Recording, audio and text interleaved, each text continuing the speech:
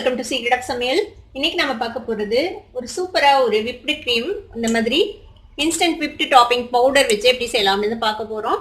இந்த whipped topping powder வந்துட்டு உங்களுக்கு ஆன்லைன்ல எல்லாம் அவைலபிளா இருக்கும், டிபார்ட்மெண்டல் ஸ்டோர்ஸ்லயும் கிடைக்கும். இது வந்து நம்ம அந்த டெய்ரி கிரீமை விட இதுல செய்யறது ரொம்பவே ஈஸி. ஒரு 5 நிமிஷத்துல ரெடி ஆயிடும். அதுக்கு வந்து நமக்கு எலக்ட்ரிக் பீட்டரும் தேவையில்லை, நம்ம ஹேண்ட் விஸ்க் இருந்தாலே போதும். இந்த மாதிரி சூப்பரான கன்சிஸ்டன்சில நம்மளோட விப்டு கிரீம் ரெடி ஆயிடும். இன்னைக்கு இதுதான் நம்ம எப்படி செய்யணும் அப்படின்னு பார்க்க போறோம்.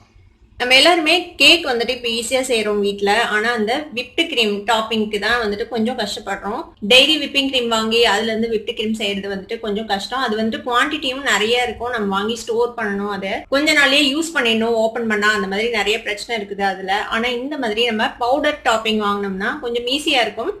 நமக்கு அந்த எலக்ட்ரிக் பீட்டரும் கூட தேவையில்லை, நம்ம ஹேண்ட் விஸ்க்லயே ஈஸியா வந்துட்டு இந்த விப்டு கிரீம் செய்யலாம். நான் இன்னைக்கு இந்த பவுடர் விப்டு டாப்பிங் தான் நான் இன்னைக்கு யூஸ் பண்ண போறேன். இதுல இருந்து எப்படி நம்ம விப்டு கிரீம் செய்யலாம் அப்படின்னு நம்ம பார்க்கலாம். இது வந்து ஈஸியா ஆன்லைன்ல கூட அவைலபிளா இருக்குது, பெரிய டிபார்ட்மெண்டல் ஸ்டோர்ஸ்லயும் உங்களுக்கு வந்துட்டு கிடைக்கும். இந்த மாதிரி வாங்கிட்டோம்னா நம்ம கொஞ்சமா தேவையான அளவுக்கு நம்ம வந்துட்டு ரெடி பண்ணிக்கலாம். இப்போ இந்த பேக் வந்துட்டு 50 கிராம் பேக்கெட். இது உள்ள வந்துட்டு இந்த மாதிரி பவுடர் ஃபார்ம்ல இருக்கும். இப்போ இதை தான் நம்ம யூஸ் பண்ண போறோம். இதுல இன்ஸ்ட்ரக்ஷன் எப்படி கொடுத்துருக்காங்கன்னா 50 கிராம் பவுடருக்கு வந்துட்டு 150 ml பால் விட்டு நம்ம வந்துட்டு விஸ்க் பண்ணோம் அப்படின்னு கொடுத்துருக்காங்க. நம்ம ஃபர்ஸ்ட் இனிஷியலா ஒரு 125 ml மில்க் விட்டுக்கலாம், அப்புறமேட்டு தேவைப்பட்டா இன்னும் கொஞ்சம் நம்ம பால் விட்டுக்கலாம். இதுல வந்துட்டு சுகரும் ஆடட் தான், இதுக்குள்ளேயே சுகரும் இருக்கும், அதனால நம்ம தனியாக சுகர் ஆட் பண்ண தேவையில்லை.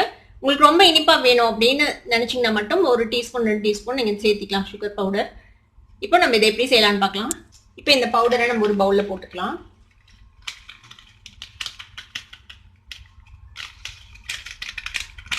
இது கூட நம்ம ஒரு 125 ml அளவுக்கு பால் விட்டுக்கலாம்.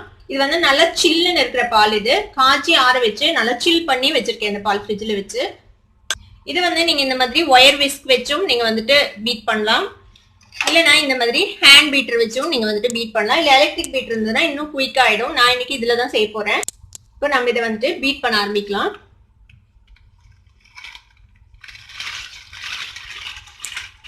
இது வந்துட்டு கிட்டத்தட்ட ஒரு 6 நிமிஷம் ஆகும் இது அந்த கன்சிஸ்டன்சி வரதுக்கு. இந்த மாதிரி தொடர்ந்து பீட் பண்ணிட்டே இருக்க வேண்டியதுதான். நீங்க பாலே தான் யூஸ் பண்ணணும் அப்படின்னு அவசியம் இல்லை, தண்ணி கூட யூஸ் பண்ணலாம், அப்படிதான் பேக்கெட்ல போட்டிருக்குது. பால் இல்லைன்னா தண்ணி எது வேணும்னாலும் யூஸ் பண்ணி நீங்க வந்துட்டு பீட் பண்ணலாம். இது இன்னும் குயிக்கா ஆகணும் அப்படின்னு நினைச்சீங்கன்னா இந்த பவுலுக்கு கீழே வந்துட்டு நீங்க கொஞ்சம் ஐஸ் கியூப்ஸ் போட்டு ஒரு பவுல் வச்சு அதுக்கு மேல வச்சு பீட் பண்ணீங்கன்னா இன்னும் கொஞ்சம் குயிக்கா ரெடி ஆயிடும் ஒரு 5 மினிட்ஸ்க்குள்ள. பாருங்க இப்பயே கொஞ்சமா கிரீமியா ஆயிடுச்சு. நம்ம வந்துட்டு ஒரு 1 நிமிஷம் தான் பீட் பண்ணிருப்போம். இது மாதிரியே தொடர்ந்து பீட் பண்ணிட்டே இருக்கணும், நல்லா அந்த ஸ்டிஃப் பீக்ஸ் வர வரைக்கும்.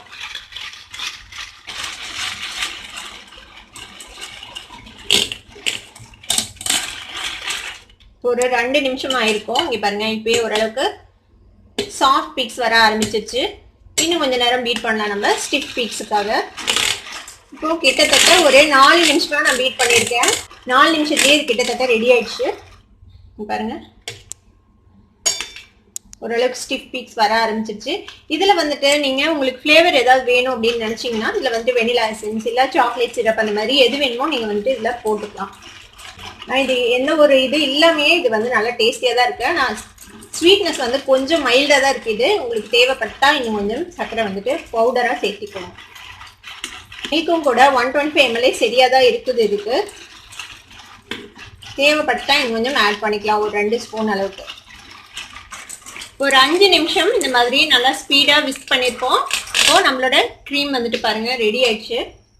இப்போ இதை வந்துட்டு ஒரு 15 நிமிஷம் ஃப்ரிட்ஜில் வைக்கணும், ஃப்ரீசர் இல்லை கீழே வச்சோம்னா இன்னும் கொஞ்சம் நல்லா அந்த கன்சிஸ்டன்சி வந்துடும் நமக்கு. இப்போ நம்மளோட க்ரீம் ரெடி ஆயிடுச்சு.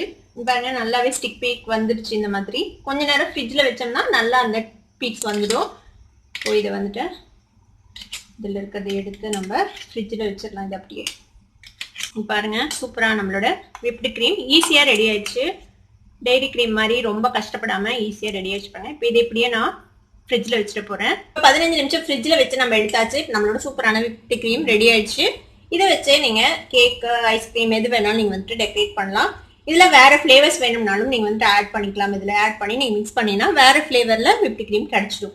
கண்டிப்பா இந்த வீடியோ உங்களுக்கு பிடிச்சிருக்கும் அப்படின்னு நம்புறேன். பிடிச்சிருந்ததுன்னா மறக்காம சப்ஸ்கிரைப் பண்ணுங்க, லைக் பண்ணுங்க, ஷேர் பண்ணுங்க. தேங்க்யூ ஃபார் வாட்சிங் வீடியோ வியூவர்ஸ். Bye bye.